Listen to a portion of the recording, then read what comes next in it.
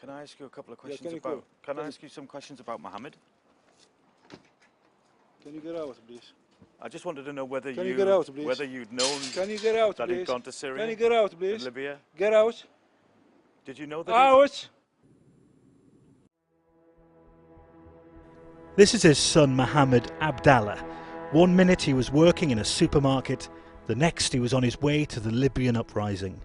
He ended up fighting for the Islamic State as a sniper. These young men, who are coming to them from the West, are perfect tools to try to launch attacks back against the United Kingdom. We've tried to find out why he chose that path in life and who helped him along the way. There was extremist views cultivated not on the streets of Tripoli but actually on the streets of Manchester. The extremist views are more in Manchester than in Tripoli. His conviction for being part of the Islamic State was based on documents obtained by Sky News and used in evidence to a jury. The file itself and being able to attribute that to Mohammed Abdullah was a really important piece of evidence for us. It shows that Mohammed Abdallah is the latest name to be added to a growing terror cell that we've uncovered. I think this particular network is fascinating. And for the first time we can link Mohammed Abdallah with the Manchester bomber, Salman Abedi. Their childhoods, their home lives, their fathers, remarkably similar.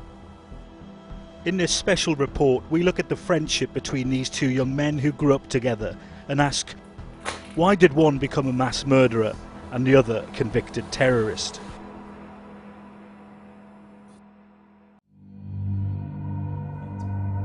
So I think as we see the kind of flames of the Arab Spring spread around the Middle East and in particular touch upon Libya, you start to see a sort of uprising develop.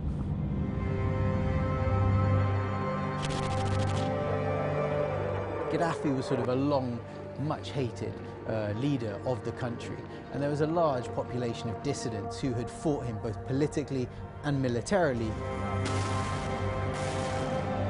Colonel Gaddafi started to talk about exterminating entire sort of villages of the rebels, and it looked like the rebellion was potentially about to be crushed.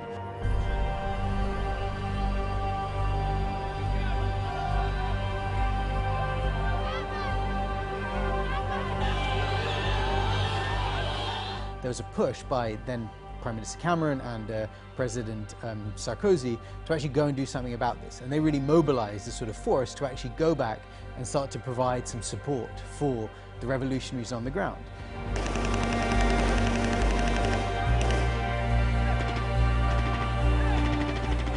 The latest information is that the vast majority of Tripoli is now controlled by Free Libyan forces.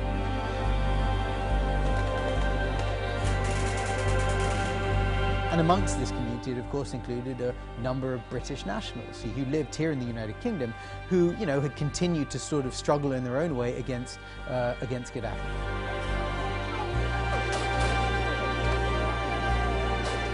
And you really start to see the Gaddafi regime start to crumble.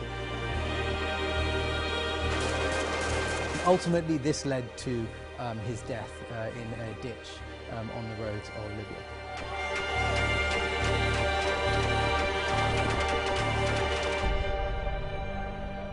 They would be celebrating for months, but it would be several years before Britain felt the shockwaves of what happened here.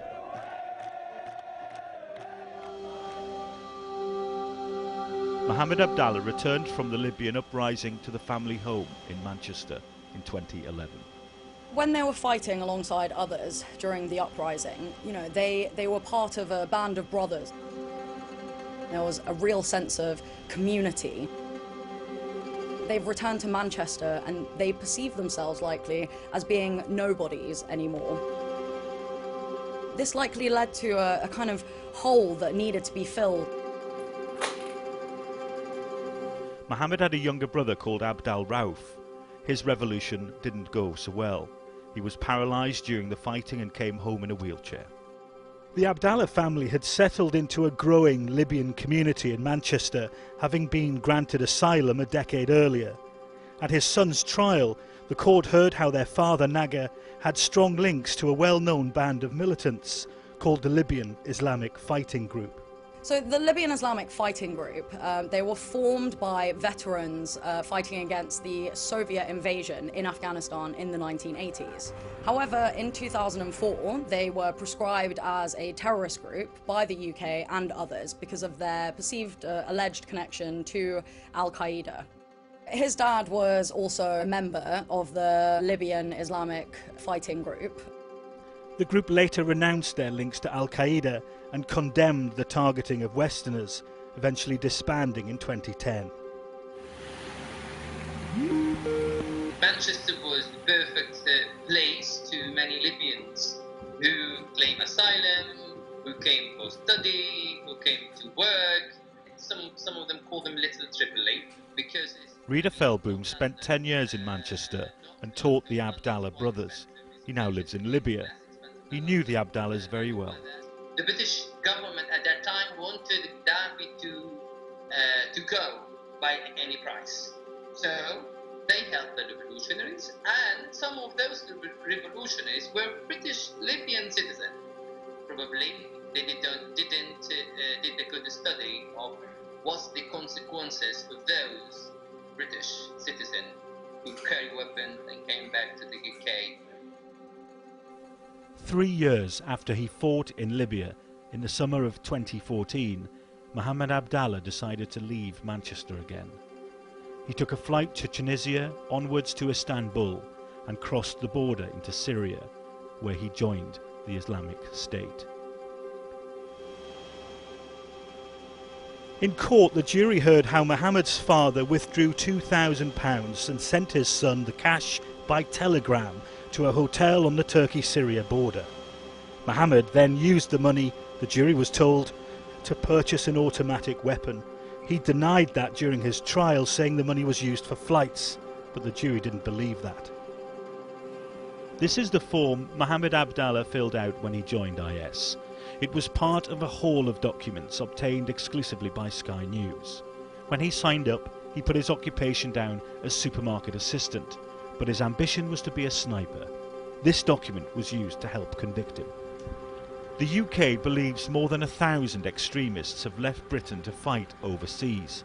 The fear that if they return, they could use their terror training to carry out an attack here. In May 2017, that's exactly what happened.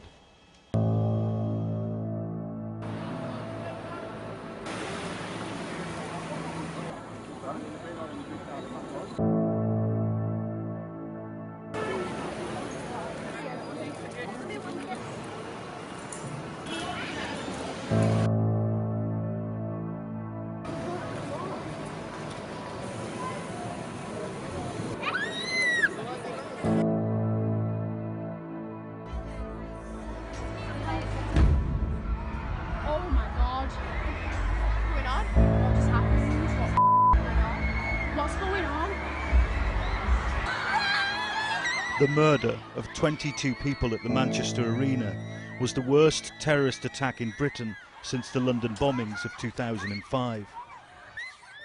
The bomber was a young man called Salman Abedi. Abedi and Mohammed Abdallah have a lot in common, having both grown up in Manchester's Little Tripoli. Mohammed's father was part of the Libyan Islamic Fighting Group.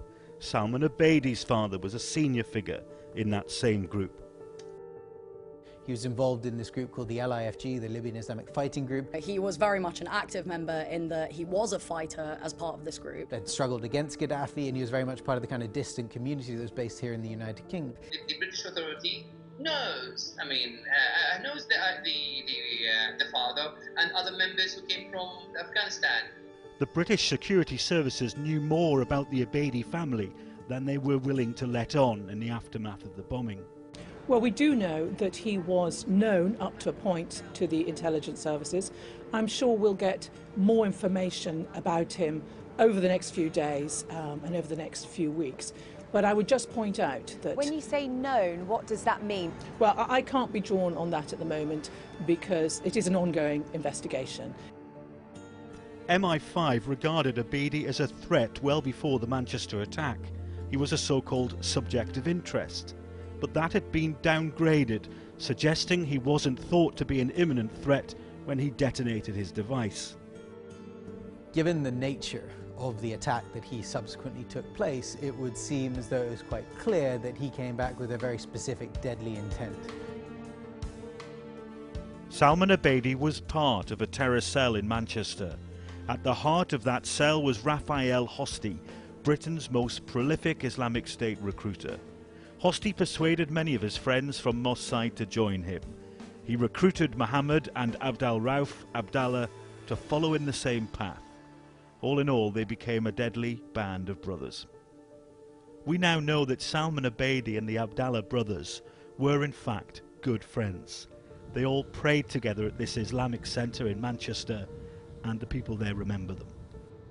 This is coming here, praying. Only praying. Friday. Yeah, on Fridays. On Friday he was coming here praying. Wheelchair. In the wheelchair, yes, he was in a wheelchair. Sitting here. He sat at the back here. Yes, yeah. This young man here is Salman Abedi. You might know him as... Yes, and this one is coming time. It's not only Friday. He comes a lot. Yeah. Do you remember seeing him here? Yeah. Allahu Akbar. Allahu Akbar. It was a really interesting chat with these two men. They confirmed to me that Abdal Rauf Abdallah used to come here, but also at the same time Salman Abedi, the Manchester bomber, used to come here too. In fact, we know that Salman Abedi used to push his friend in his wheelchair and just park him up at the back there. It's clearly been devastating for these men in this mosque to discover how those lives ended up and the decisions that those young men took. It's unclear how Abedi and Abdallah were radicalised. When Muhammad Abdallah gave evidence at his trial, he said he wanted to fight in Libya because his father also wanted to fight.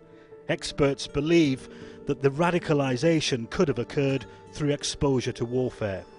It was no wonder that compounded with the fact that both of these lads had been to Libya and been exposed to conflict and warfare would have turned out that way and were vulnerable to radicalisation to ISIS.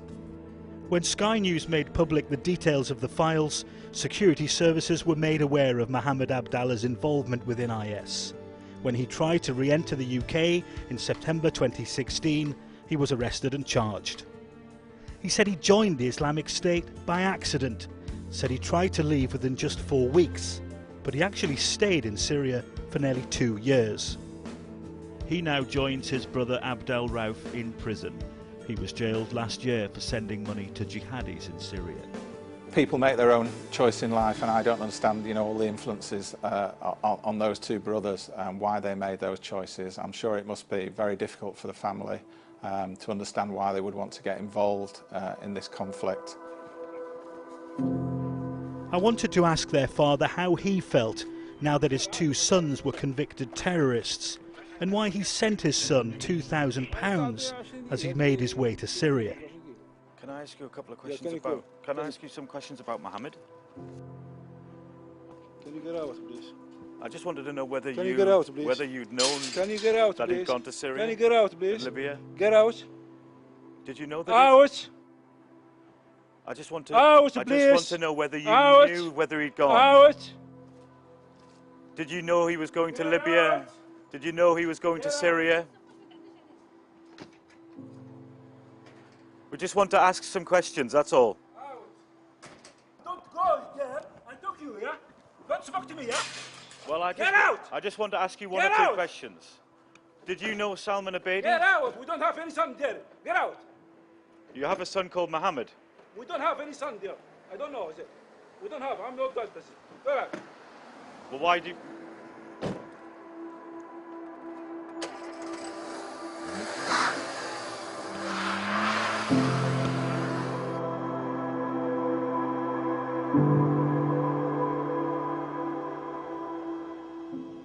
There's an interesting parallel between both of those young men, isn't there? That's a fascinating parallel, and I think it's a real example of, in some ways, the difficulties that you have with these kind of generational struggles. One of the big tragedies here is that someone would want to go on to commit an act of terror against their own community. And now we need to think about why that might be the case.